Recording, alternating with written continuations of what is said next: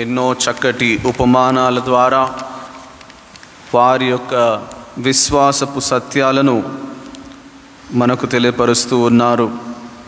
మనము క్రిందటి వారము విని ఉన్నాము ప్రభు ఉపమానము ద్వారా, నేను మంచి కాపరిని, మీరు నా గొర్రెలు అని. అదేవిధంగా ఒక వ్యవసాయికి అర్థమయ్యే విధంగా ఈనాటి సువిశేషములో చాలా చక్కగా మన సంబంధము ఎటువంటిది, ప్రభువుతో ఎలాంటి సంబంధాలు మనం కలిగి ఉన్నామనే అంశముపై ప్రభువు చాలా చక్కగా ఈ ఉపమానము ద్వారా మనకు తెలియపరుస్తూ ఉన్నారు. నిజానికి మనము ఈ పాస్కా కాలంలో ఉన్న సందర్భంలో ప్రతి ఒక్క ఆదివారం మనం చూస్తూ ఉన్నాము. ప్రత్యేకముగా యోహాను గారి శుభవార్త నుండి మనకు వాక్యం వినబడుతూ ఉంది, చదువుతూ ఉన్నాము. అయితే 13, 14, 15 మరియు అలా మిగతా అధ్యాయాలను మీరు క్షుణ్ణంగా చదివినట్లయితే, మీకు సమయం ఉన్నప్పుడు తీసుకొని చదివినట్లయితే, అది చాలా క్లుప్తముగా ప్రభువు యొక్క వారు తెలియపరుస్తూ ఉన్న మన సంబంధం ఏ విధంగా పెంపొందించగలము అన్న అంశములపై ప్రభు చాలా చక్కగా తెలియపరుస్తూ ఉన్నారు. ఈనాటి మొదటి పట్టణంలో మనము ధ్యానించినట్లయితే, పునీత పౌలు గారు మనం 9వ అధ్యాయంలో అపోస్తుల చర్యలో ఆయన ప్రభువుని దర్శించడము, ప్రభు ఆయన కనిపించడము మరియు ఆయన మారు మనసు పొంది ఎవరైతే క్రైస్తవులను చంపుటకు ఆయన పూనుకున్నాడో అలాంటి మనస్తత్వం కలిగిన వ్యక్తిని ప్రభు యొక్క దర్శనము ఆయనను సంపూర్ణంగా మార్చివేసి ఆయన నామాన్నే బోధించుటకై ఆయనను ఎన్నుకొని ఉన్నారు ప్రభువు. అయితే ఇక్కడ మనం గమనించాల్సిన అంశం ఏమిటంటే, పునీత పౌలు గారు డమాస్కస్కు వెళ్ళిన తర్వాత అందరూ కూడా ఆయనను భయపడుతూ ఉండేవారు. ఎందుకంటే పునీత స్టెఫాను గారిని చంపినప్పుడు పునీత పౌలు గారు అక్కడ ఉన్నారు. అయితే ఎప్పుడైతే ఆయనలో మార్పు కలిగిందో, యేసు ప్రభువుని ఆయన స్వీకరించాడో, తను సౌలు నుండి పౌలుగా మారిపోయారు. అయితే సౌలు అనే పేరేమో ఇజ్రాయేల్ యొక్క హిబ్రూ భాషలో ఉన్న పేరు, పౌలు ఏమో గ్రీకు భాషకు సంబంధించిన పేరు. అందరూ కూడా ఆయనను సౌలుగానే గుర్తించారు. ఆయన మారిపోయిన ఒక పౌలుగా ఆయనను గుర్తించలేదు. అయితే పునీత బర్నబాసు మధ్యవర్త వహించి ఆయనను 12 మన ప్రభువు ఎన్నుకొని అపోస్తుల యొద్దకు తీసుకొని వచ్చి వారితో ఐక్యతగా ఉండే విధంగా ఆయనను పరిచయం చేసి ఉన్నాడు. అయితే దీనివల్ల మనకు అర్థమయ్యేది ఏంటంటే, యేసు ప్రభువుని బోధించే ప్రతి ఒక్కరూ, యేసు ప్రభువుని విశ్వసించే ప్రతి ఒక్కరూ ఐక్యతతో ఉండాలి. తిరుసభ ఈ యొక్క పునాదిపై ఆధారపడి ఉన్నది, ఐక్యత. నేను బైబిల్ చదువుకున్నాను, నాకు వాక్యం చాలా బాగా తెలుసు, నాకు ఇష్టం వచ్చినట్టు నేను బోధిస్తానని పౌలు గారు ముందుకు సాగలేదు. ఈ సంఘాన్ని ఏర్పరిచింది ప్రభు యేసు కాబట్టి ఆయన యందే మనము ఫలింపగలము అని ఆ యొక్క అంశము ఆది క్రైస్తవ సంఘము, ఎర్లీ క్రిస్టియన్ కమ్యూనిటీ మనకు నేర్పిస్తూ ఉంది. అందరూ ఒకటిగా ప్రభు వాక్యాన్ని ప్రపంచం నలుమూలలా బోధించుటకై వీరు ఒక్కటై ముందుకు సాగుతూ ఉన్నారు. అదేవిధంగా ఈ 13, 14, 15 అధ్యాయాలు అపోస్తుల చర్యలు చదువుతూ ఉన్నప్పుడు మనకు తెలియపరుస్తుంది, వీరందరినీ ఐక్యతతో కలిపే వ్యక్తి ఎవరు అంటే పవిత్రాత్మ సర్వేశ్వరుడు. ప్రతి చోట పవిత్రాత్మ సర్వేశ్వరుడు వారికి ఆ నిర్దేశన అనేది చూపిస్తూ ఉన్నారు. ఈయన దేవుడు, ఈ విధంగా ప్రభు మిమ్మల్ని నడిపిస్తున్నారు, ఎన్నో అద్భుతాలు చేస్తూ ఉన్నారు. 14వ అధ్యాయంలో చూసినట్లయితే పవిత్రాత్మ చాలా స్పష్టముగా నాకు బర్నబాను మరియు పౌలును ఈ ప్రదేశాలకు పంపించండి అని ప్రేరేపిస్తూ ఉన్నారు. పవిత్రాత్మ సర్వేశ్వరుడు మీరు ఇక్కడికి వెళ్ళాలి అని ప్రేరేపించిన ప్రతిసారి కూడా అపోస్తులు ఆ ప్రేరేపణలకు వారు విని ఐక్యతతో ప్రభు సంఘాన్ని ముందుకు తీసుకొని వెళ్ళారు. అయితే మనం చూస్తూ ఉన్నాము, మనలో కూడా ఎంతోమంది క్రైస్తవులు ఆ విభేదాలతో నేనే గొప్పవాడినంటే నేనే గొప్పవాడిని అంటూ, నా చర్చ్ పెద్దదంటే నా చర్చ్ పెద్దది అని ఎలాంటి ఐక్యత లేకుండా క్రైస్తవులందరూ ఐక్యముగా ప్రభువును బోధించగలగాలి. ఒకే సంఘముగా, ఒకే కాపరి, ఒకే మందగా మనమందరము కూడా ఐక్యతతో కలిగి ఉండాలని ప్రభు యొక్క వాంఛ. అలాంటి ఐక్యత కొరకు మనమందరము కూడా ప్రార్థన చేయాలి ప్రతిరోజు.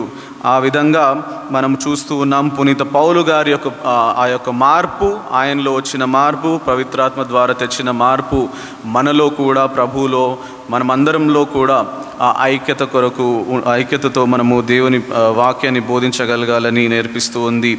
2వ పట్టణంలో పునీత యోహాను గారు రాసిన లేఖలో చాలా స్పష్టంగా చెప్తూ ఉన్నారు, ప్రభు నాయందు ఉండాలి అంటే, నేను ప్రభుతో ఐక్యమై ఉండాలి అంటే నేను ఎటువంటి కార్యములు చేయాలి?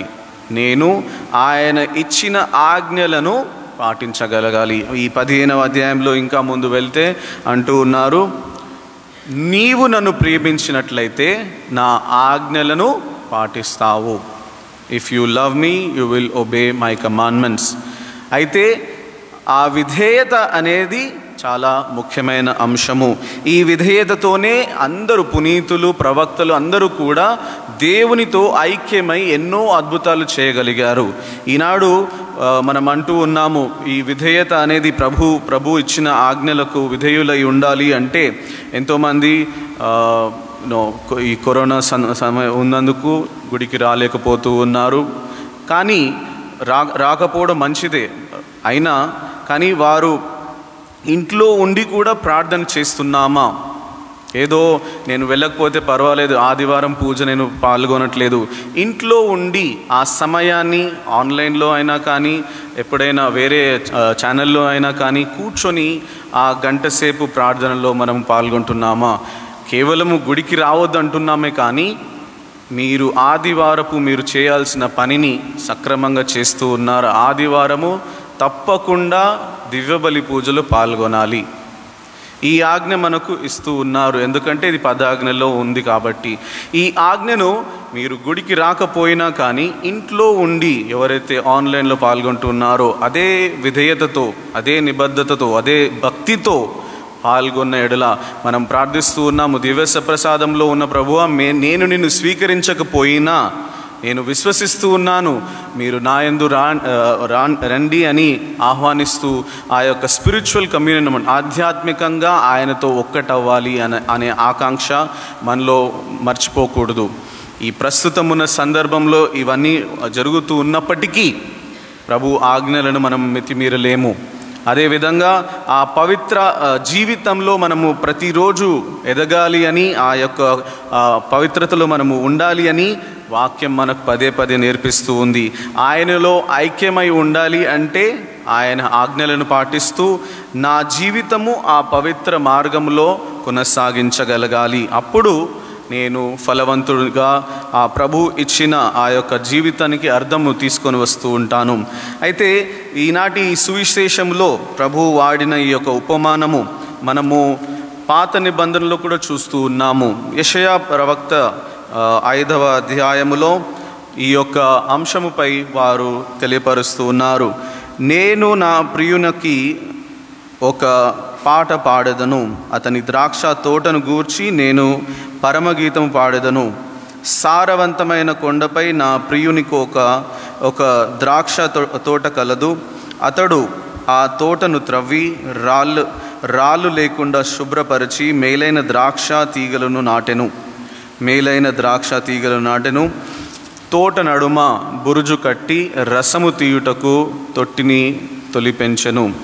అతడు ద్రాక్ష పండ్ల కొరకు ఎదురు చూచెను. ఆ విధంగా యెషయా ప్రవక్త ఈ యొక్క ఉపమానము ద్వారా ప్రజలకు ఒక గొప్ప సందేశాన్ని తెలియపరుస్తున్నారు. ఆ మంచి రసము అనేది రాలేకపోయింది, ఎందుకంటే ఇజ్రాయేలీయులు ఆ యొక్క విధేయత చూపించలేకపోయారు. అన్య దేవుళ్లను వారు ఆరాధిస్తూ నిజమైన దేవుడిని వదిలిపెట్టి పాపపు జీవితాన్ని వారు పాల్గొని ఉన్నారు. అయితే కొన్ని ట్రాన్స్లేషన్స్లో మనం చూస్తూ ఉన్నాము, I am the true wine, నేనే నిజమైన ద్రాక్షావల్లిని అని ప్రభు అంటూ ఉన్నారు. నిజమైన ద్రాక్షావల్లి ఏం చేస్తుంది? మంచి పండ్లను కాస్తూ మంచి రసాన్ని ఇస్తూ ఉంది. అది యేసు ప్రభు మాత్రమే. ఆయన యందు ఉన్న ప్రతి ఒక్కరు కూడా అలాంటి మంచి రసాలను, అలాంటి మంచి పండ్లను కాచి ఫలవంతులుగా జీవిస్తారని ఈనాడు ప్రభు తెలియపరుస్తూ ఉన్నారు. అయితే ఇక్కడ మనము ఒక క్రైస్తవునిగా గుర్తించాల్సిన విషయం ఏమిటంటే, ఈ ఐక్యత నేను యేసు ప్రభువులో ఒక్కటయ్యే ఆ సందర్భం ఎప్పుడు ఎలా జరుగుతూ ఉంది, ఈ ఐక్యత అనేది, ఈ మంచి సత్సంబంధం అనేది ఎలా కలుగుతూ ఉందంటే మనం ఎప్పుడు కూడా గుర్తుంచుకోవాలి, ఒక క్రైస్తవునిగా నేను పుట్టినది నా జ్ఞాన స్నానము ద్వారా. బ్యాప్టిజం మనకు ఒక నూతన జీవితాన్ని, ఎక్కడ యేసు ప్రభువులో మనకు ఆ ప్రభువు మన యందు జన్మిస్తూ ఉన్నారు. మనలో ఉన్న నిత్య పాపమును తొలగించి ఆయన పవిత్ర ఆత్మ, పవిత్ర జీవితమును మనలో ప్రవేశిస్తూ ఉంది. అయితే ఒక చెట్టును మనం చూస్తూ ఉంటాము, దాని యొక్క రసము కింద వేర్ల నుండి పైన ఆకుల వరకు ఆ రసం ఆ విధంగా వెళ్తూ ఉంటూ ఉంది. ఆ జీవ రసము ఆ చెట్టుని ఎప్పుడు కూడా జీవముతో పెడుతూ ఉంది. అలాంటి పవిత్ర జీవితము, జీవశ్వాస ప్రభు మనలో ఊది ఉన్నాడు. అయితే ఇక్కడ మనం గుర్తించాల్సింది ఏమిటంటే, మనము కేవలం మనమే ఆయన యందు ఉండడమే కాకుండా ప్రభువే మన యందు జీవిస్తూ ఉన్నారు. ఇంగ్లీష్లో అంటారు గ్రాఫ్టెడ్ ఇంటూ క్రైస్ట్ అని. గ్రాఫ్టెడ్ ఇంటూ క్రైస్ట్ అంటే ఒక చెట్టు మంచి ఫలాలను ఇస్తున్నప్పుడు దాన్ని కట్ చేసి దాని యొక్క మొలకను తీసి ఇంకో చెట్టుకి అతికించి అది కూడా ఇంకా ఫలవంతులుగా ఉండే విధంగా. అయితే మన జీవితము యేసు ప్రభు యందు ఆ విధంగా ప్రవేశించడం ద్వారా మన జీవితం కూడా ధన్యమవుతూ ఉంది. అయితే ప్రభు అంటూ ఉన్నారు, నేను నీ ద్వారా ఈ లోకంలో నివసించడానికి కోరుతూ ఉన్నాను, ఆశపడుతూ ఉన్నాను. అపోస్తులు, పునీతులు వీరందరూ కూడా సంపూర్ణముగా దేవుని చిత్తానుసారం జీవించారు కాబట్టి వారిలో క్రీస్తుని చూడగలిగారు అందరూ. ఈనాడు మనం అందరూ ప్రశ్నిస్తూ ఉన్నాం, ఎక్కడున్నాడు దేవుడు, ఎక్కడున్నాడు ప్రభు? ఇంతగా ప్రజలందరూ కూడా కష్టపడుతూ ఉన్నారు, బాధపడుతూ ఉన్నారు, చనిపోతూ ఉన్నారు. ఎక్కడున్నాడు ప్రభు అంటే నీలో ఉన్నారు, నాలో ఉన్నారు. ఆయన నా యందు ఉండడము, నేను ఆయన అందు ఉండడము. క్రైస్తవులుగా మనము ఈ యొక్క దీర్ఘమైన ఆలోచనను ఎప్పుడు కూడా మన మనసులో ఉంచుకోవాలి. దేవుడు నా యందు ఉన్నారు, the lord is in me. ఈ యొక్క ఒక్క అంశము మనల్ని ఎంతో ప్రేరేపిస్తూ ఆ మంచి జీవితం వైపు, ఆ ప్రభు చూపించిన సత్య మార్గము, పవిత్ర మార్గం వైపు మనల్ని తీసుకొని వెళ్తూ ఉంది.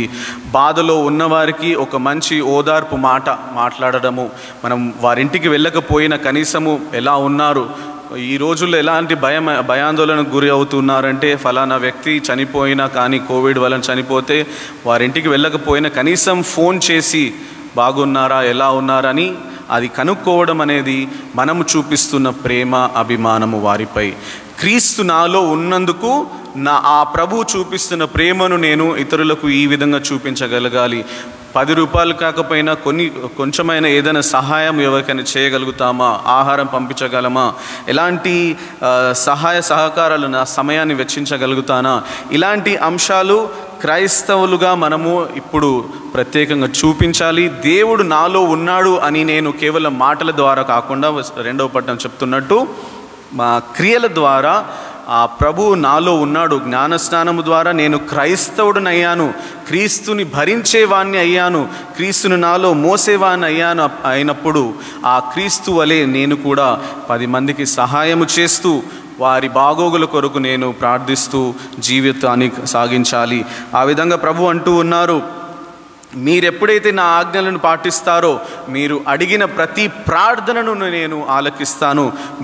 మీ ద్వారా తండ్రి దేవుడు మహిమపరపగలగాలి.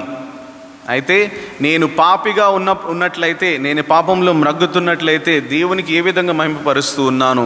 నేను ఎప్పుడు చూసినా అరే ఫలానా వ్యక్తికి ఎప్పుడు చాలా కోపం వస్తుంది, నోరు తెరిస్తే అందరిని దూషిస్తూ ఉంటాడు, తిడుతూ ఉంటాడు, ఇలాంటి వ్యక్తి ఆ క్రైస్తవుడు అని ప్రశ్న రాకుండా ఆయన చాలా సున్నితమైన మనిషి, ఆమె చాలా మంచి మనిషి, 10 మందికి సహాయం చేసే మంచి మనసు కలిగిన వ్యక్తి అని గుర్తిస్తూ ఉన్నారా?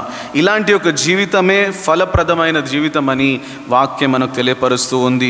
కాబట్టి ప్రియ సహోదరి సహోదరులారా, ప్రభు అంటూ ఉన్నారు, ఏదైతే ఫలిస్తూ ఉందో ఆ యొక్క రెమ్మను తుంచి అది ఇంకా ఫలింపజేయాలని ప్రభు ఆశిస్తూ ఉన్నారు. అదేవిధంగా మనము కీర్తన 80వ అధ్యాయము 9 నుండి 17వ వచనంలో మనం చూసినట్లయితే ప్రభు మనకు చాలా చక్కటి విషయాన్ని మనకు తెలియపరుస్తూ ఉన్నారు.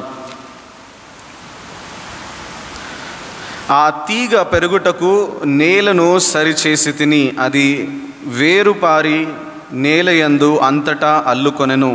దాని నీడ కొండలను కప్పెను. దాని కొమ్మలు ఉన్నతములైన దేవదారుల మీదకు ఎగబ్రాకును. దాని తీగలు మధ్యధర సముద్రము వరకు వ్యాపించెను. దాని రెమ్మలు యూఫ్రేతీసు నది వరకు సాగెను. ఈ విధముగా ఆ యొక్క ద్రాక్షవల్లి ఇంకా అధికముగా ఫలించాలి అని ప్రభు ఎంతగానో కోరుతూ ఉన్నారు. కానీ ఫలించని ఆ యొక్క రెమ్మలను ఆయన త్రుంచివేసి దహించి వేస్తాడని ఎజెకియేలుకు రాసిన ఆ యొక్క గ్రంథములో 15వ అధ్యాయంలో ప్రభు అంటూ ఉన్నారు. ప్రభు వాణి దర్శనమై నాతో ఇట్లనెను, నరపుత్రుడా, అడవిలోని చెట్ల కొయ్యతో పోల్చినచో ద్రాక్ష కొయ్య ఎందుకైనా పనికి వచ్చునా? దాని కొయ్యతో ఏ పరికరమునైనా చేయుదురా? అలా పనికి రాకుండా ఉండే ఆ యొక్క ద్రాక్షవల్లిని చేసే ఒక ద్రాక్ష తీగగా మార్చే దేవుడు మన దేవుడు. ఆ తీగ ఎప్పటి వరకైతే ఆ యొక్క కొమ్మకు అతికి ఉందో అప్పుడే అది ఫలింపగలదు, లేకపోతే అది ఎలాంటి ఫలాన్ని ఇవ్వదు. అదేవిధంగా మన జీవితం అంతా కూడా ప్రభువుపైనే ఆధారపడి ఉన్నది. ఆయన యందే మనము జీవించగలము. నాకు అన్నీ బాగుంది, నాకు అవ్వట్లేదు కదా, నేను బాగానే ఉన్నాను కదా అని పట్టించుకోకుండా ఉండకుండా ప్రతిరోజు కూడా ప్రభువా నీవు జీవాన్ని నాకు ప్రసాదిస్తూ ఉన్నావు, నా హృదయం కృతజ్ఞతతో నిండి ఉన్నది. ప్రతి ఉదయం మనం లేచిన మొట్టమొదటిగా చేయాల్సిన పని ఇదే. ప్రభువా నాకు ఈరోజు ఈ మంచి జీవితాన్ని ఆరోగ్యాన్ని ఇచ్చినందుకు వందనాలు. నీ అందే నేను జీవించుటకై నా మనసు ఎప్పుడు కూడా నీ ఆలోచనల్లో నేను నిమగ్నమై ఉండే విధంగా నా తోటి సహోదరుల బాగోగులు చూస్తూ నీ జీవితాన్ని ఈ లోకంలో ప్రకాశింపచేయడానికి నాకు ఆ యొక్క కృపను దయచేయమని మనము ప్రతిరోజు కూడా వేడుకొనాలి. ప్రత్యేకంగా ఈ కష్టకాలములో ఎంతోమంది మన స్నేహితులు, బంధుమిత్రులు ఈ యొక్క రోగానికి గురి అవుతూ కొంతమంది చనిపోయి ఉన్నారు. వారందరినీ కూడా ఈ దివ్యబలి పూజలో గుర్తుంచుకుందాము. వారి ఆత్మల విశ్రాంతి కొరకు ప్రార్థించుకుందాము. ప్రత్యేకంగా ఇంకా హాస్పిటల్లో ఉన్న మన బంధుమిత్రులు, తెలిసిన వారు ఎవరైనా కానీ అందరూ కూడా త్వరగా ఈ యొక్క రోగం నుండి వారు స్వస్థతను పొంది, ప్రత్యేకంగా ఎంతోమంది డాక్టర్లు, నర్సులు వీళ్ళందరూ కూడా కష్టపడుతూ ఉన్నారు. మనమందరం కూడా చక్కగా ఉండాలి అని మనం తీసుకోవాల్సిన జాగ్రత్తలు తీసుకుంటూ, అదేవిధంగా ఈ యొక్క మహమ్మారి నుండి మనం విడుదల పొందాలని ఎంతో భక్తి విశ్వాసాలతో ఈ దివ్యబలి పూజలు వేడుకుందాము. ప్రభు యందే మనకు జీవితం కలదు అని మనం విశ్వసిస్తూ ఈ దివ్యబలి పూజలో ప్రార్థించుకుందాము.